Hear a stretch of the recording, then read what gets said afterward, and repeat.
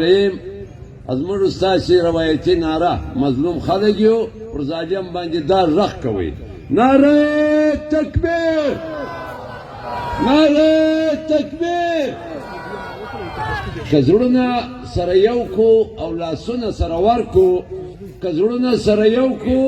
او لاسونه سره ورکو دا کاڼې به لالونه سي دا بټې به لونګ سي د آل پارټۍ تاجر لغړې اتحاد تر نظارت لاندې نن د یو څلوېښتمې ورځې د اول سیشن درون صدر کاري امدادالله صاحب او دلته پر سټیج ناست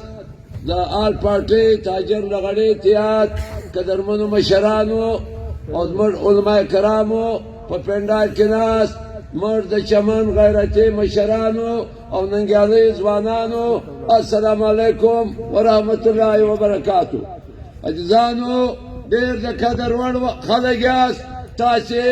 تاسې ډېر پر ننګ مین خلک یاست تاسې پر وطن مین خلک یاست تاسې به ارومرو دا میدان ګټئ خامخا به دا میدان ګټئ تی به خپل هدف ته ارومرو رسېږئ دا ستاسې صبر دا ستاسې همت دا ستاسې غیرت دا په ټوله دنیا کې نشته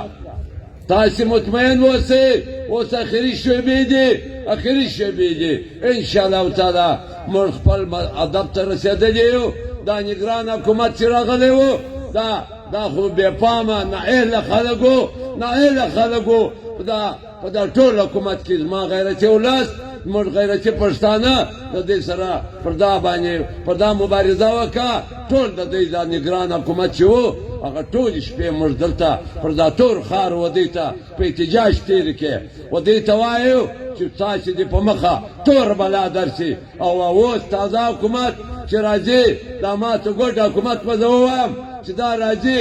دې ته وایم چې زموږ دا غیرتي ولس دا درېنه مطالبه فورا ومنه فورا یې ومنه ما د ژوند او د مرګ مسله ده موږ په ډېر همت او په ډېر غیرت دلته درته کښېنستلي یو 5 میاشتې غالبا کېږي چې موږ دلته ناست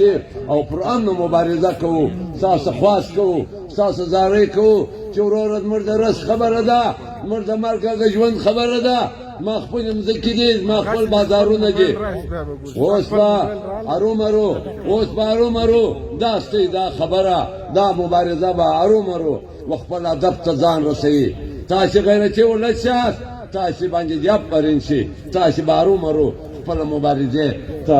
دا اخر ټکی به ورته ایښول کېږي دا به که خدای کول پر دا مقدس سټیج به زموږ دا قهرمانان مشران تاسې ته زیری درکړي چې وروره ورځئ په مخه مې ښه شه شناخته کارت باندې ورځئ برته راځئ